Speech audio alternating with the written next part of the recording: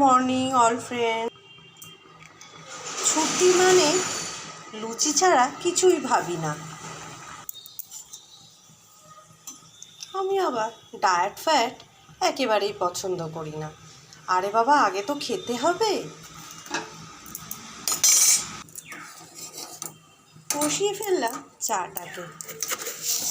সকালে চা ছাড়া কখনোই কি সম্ভব বলুন তো? দিনটাই যেন শুরু হয় না।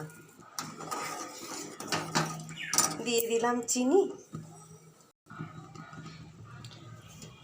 এবার দিয়ে দিলাম চা পাতাটা, এখন দিয়ে দিলাম সামান্য পরিমাণে আদা।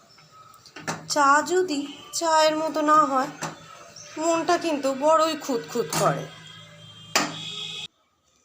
ব্রেকফাস্টের প্লেটটা রেডি করে ফেললাম।